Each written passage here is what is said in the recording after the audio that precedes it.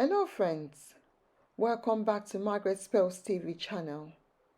This is a channel dedicated to faith, lifestyles and social issues. If you're new here, here is a warm welcome from me to you and I hope you're all keeping well. We have been looking at abuse and domestic violence in the past weeks. And I do feel it is important to also share information about the experiences of domestic abuse and violence amongst those living with either a disability or disabilities and older persons.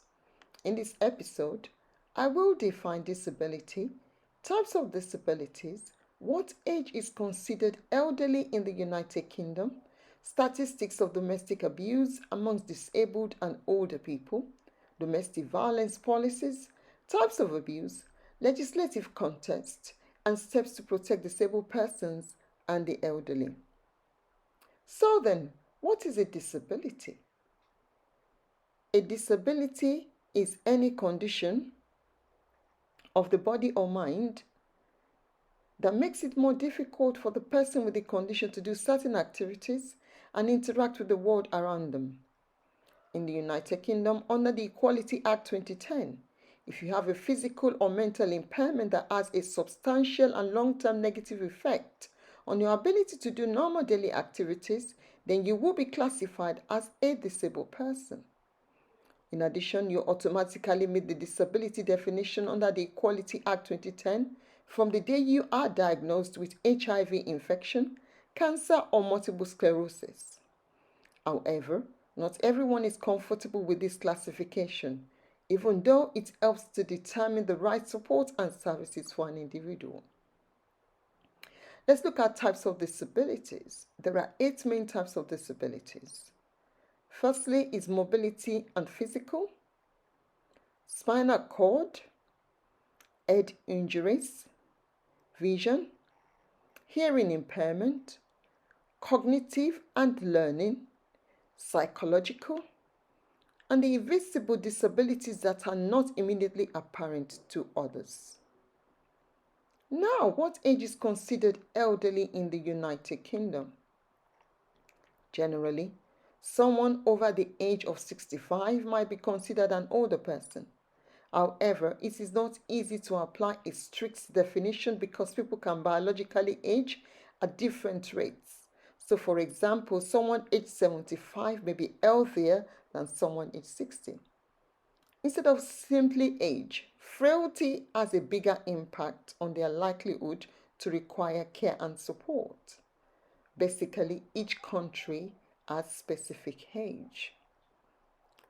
Let's now look at statistics of domestic abuse amongst adults living with disability and the elderly in the United Kingdom from 2015 to 2019.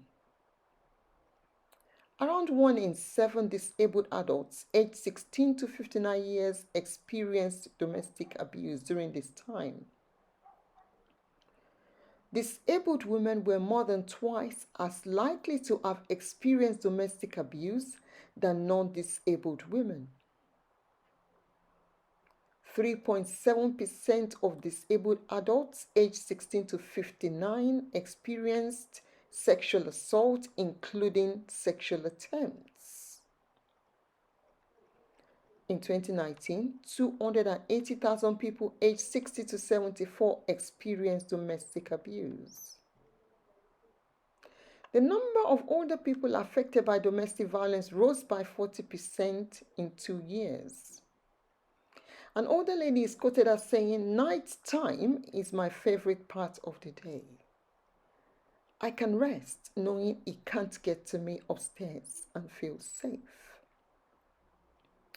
The coronavirus outbreak has meant that many older people are being asked to stay at home at all times.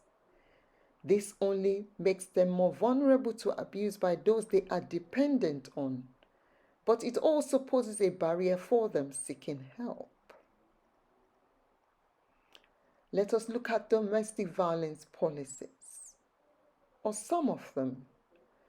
Since the mid-1970s, domestic abuse has been included in policies in the United Kingdom. Due to its multifaceted nature, Public policy responses to domestic abuse feature within a number of areas. Provisions can be seen across housing, health, education, security, social services, as well as civil and criminal law. As it is stated by the government's Ending Violence Against Women and Girls strategy between 2016 and 2020, there is no generic approach to providing services to victims of violence and abuse. In the strategy, older women are highlighted as a specific group whose needs must be assessed by the Transformation Fund after its launch in April 2017. They are described as forming a group that experience multiple disadvantage. Let us look at types of abuse. Elderly people and disabled persons are more likely to experience domestic abuse and may be less able to protect themselves, making them more vulnerable to the possibility of being abused. The risk of abuse can be increased as they are often reliant on the perpetrator for their care. The perpetrator may be abusive or neglectful in their care of the victim, or even withhold care altogether. Abuse can be withholding sensory or mobility aids from the victim to isolate them. It can also be withholding medication or a person's means of any independence. The perpetrator may take control of the finances of the victim and cause them to get into debt, or refrain from giving them the funds they are owed. The perpetrator may insist on being present at any medical or social care appointments, making it difficult for the victim to disclose any disability abuse. Disabled people will find it more difficult to remove themselves from an abusive situation. The same applies to elderly people, or to leave their home if it had been adapted for their disability. The main types of abuse have exploitation as a common theme, and they are physical abuse, domestic violence, sexual abuse, psychological abuse, financial or material abuse, modern slavery, discriminatory abuse, organizational abuse, neglect and acts of omission, and self-neglect.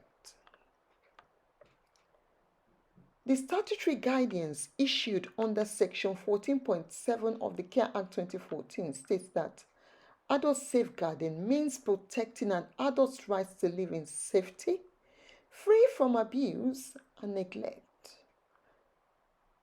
Further legislative context says safeguarding duties applies to an adult who has needs for care and support, whether or not the authority is meeting any of these needs, or is experiencing or is at risk of abuse and neglect. And as a result of those care and support needs, is unable to protect themselves from either the risk of or the experience of abuse or neglect. The Care Act specifies that freedom from abuse and neglect is key act of a person's well-being. The guidance outlines that abuse takes many forms and local authorities should not be constrained in their view of what constitutes abuse or neglect. Finally, let us look at steps to protect disabled persons and the elderly. Anyone, I say anyone, can experience neglect or mistreatment, and it is no reflection on their intelligence, strength, or worth. You don't have to live with it. There is help available. Looking out for someone who is being mistreated is everyone's business. Staying in control when you're older to know what signs to look for and what to do if you suspect neglect or abuse are happening is very, very crucial. You may want to contact the Care Quality Commission, Domestic Abuse Helpline on 0808 2000 247. I repeat, 0808 2000 247. If you also have any concern for any service provider, care agency, or carers, you could do a whistleblower to the Care Quality Commission on the same number. You can also contact the Hourglass Helpline on 0808 808 8141. You can call the local police on 101 which is a non-emergency number, or call 999 immediately in an emergency. You may want to contact your social services in your area to report any concerns you have for a person with disability or an elderly person. You may also want to contact agencies working with disabled persons or elderly persons. I hope you have found this episode and other episodes in relation to abuse very useful. Please like, share, comment about these issues in your various locations, subscribe, and do keep the discussion going and continue to look out for the vulnerable persons in our various communities. Until you hear from me again, please take care of yourself and each other. Thank you for listening.